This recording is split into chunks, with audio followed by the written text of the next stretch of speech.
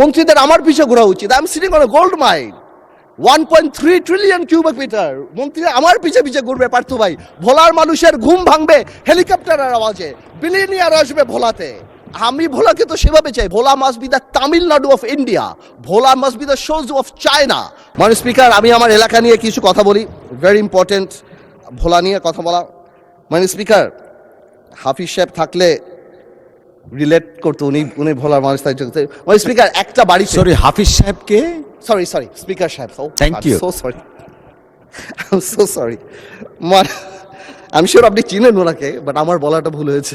Understand, we are member of parliament, thank you. আচ্ছা, আমি বলতে চাচ্ছিলাম একটা বাড়িতে যদি তিনটা বাচ্চা কাচ্চা থাকে বা তিনজন বাচ্চা থাকে, তিনজন সন্তান থাকে, আর একজন সন্তান যদি অঙ্কে ভালো হয়, বাবা মা তার জন্য একটা এক্সট্রা টিচার দেয়।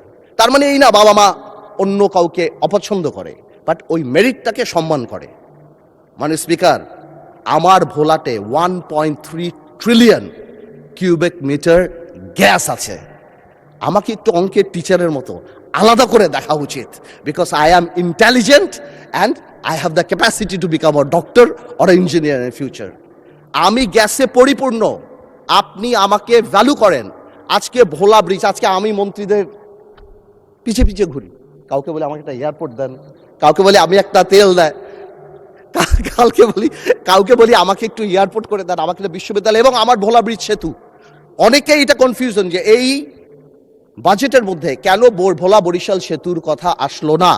আমি মনে হয় কয়েকবার আমার সেতু মন্ত্রী সাহেবকে ফোন করেছি, জানতে চেষ্টা করেছি, উনি আমাকে আশ্বস্ত করেছে ডিপিপি অনুমোদন হবে, তারপর G2G অথবা পিপি আদল হবে। এবার এটা কবে হবে আমি জানতে চাচ্ছি।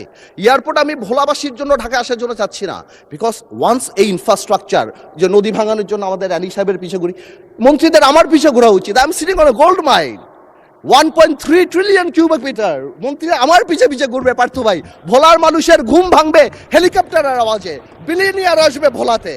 আমি ভোলাকে তো সেভাবে চাই। Bhola must be the workshop of Bangladesh, Bhola must be the Tamil Nadu of India, Bhola must be the সোজু অফ চায়না, ভোলা মানুষ the Selangor of Penang of Malaysia.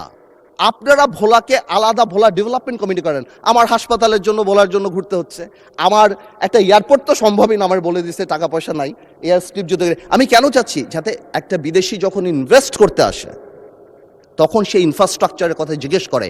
আমি ভোলা আর ঢাকায় আসার জন্য প্লেন চাই না, আমি এই জন্য চাচ্ছি তারা জিজ্ঞেস করে হসপিটালের কী অবস্থা, ইনফ্রাস্ট্রাকচারের অবস্থা, রাস্তাঘাটের কী অবস্থা, স্কুল কলেজের কী অবস্থা, সব ভোলা ব্রিজের কী অবস্থা। এই যে ভোলা ব্রিজ সেতু, আমাদের সেতুটা, এটা কবে হবে বাজেটে? কেননা আমি মাননীয় অর্থমন্ত্রীকে রিকোয়েস্ট করবো আপনি একটু ভেঙে বলে দিবেন যে কেন নাই, কি হতে পারে, কবে হতে পারে আপনার স্পিচ যখন হবে।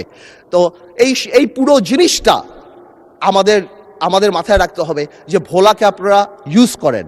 ভোলা could be the heart, Bhola could be the heart of the economy of the country. আর এই কারণে আমাদের ইনফ্রাস্ট্রাকচার ডেভেলপমেন্ট অনেক দরকার। আমি মাননীয় প্রধানমন্ত্রীর দৃষ্টি আকর্ষণ করব যে ভোলা ডেভেলপমেন্ট কমিটি নামে একটা কমিটি যদি করে, ভোলাকে আলাদা বরাদ্দ বা ভোলার আলাদা জিনিসগুলো, এবং আমাকে যদি, যেহেতু আমি সরকারের পার্ট না, আমি কোনো মন্ত্রী না বা আমার কোনো এক্সিকিউটিভ পাওয়ার নাই, আমাকে এরকম একটা অ্যাক্সেসিবিলিটি করে দেওয়া যাতে আমি আমার কাজগুলি খুব তাড়াতাড়ি বের করে নিয়ে আসতে পারি। মাননীয় স্পিকার, আমি আর বেশি সময় নিব না। আমি আবার সরকারকে এবং বিশেষ করে মাননীয় প্রধানমন্ত্রীকে ধন্যবাদ জানাই এবং আমি কংগ্রাচুলেট করি। এবং আমরা দেশবাসী এবং আমরা সবাই বসে আছি যে এই চুক্তির ডিটেলসগুলি আমরা ইনশাল্লাহ কবে জানবো, যাতে করে আমরা ডিটেলস আলাপ করতে পারবো। আপনাদের সবাইকে ধন্যবাদ।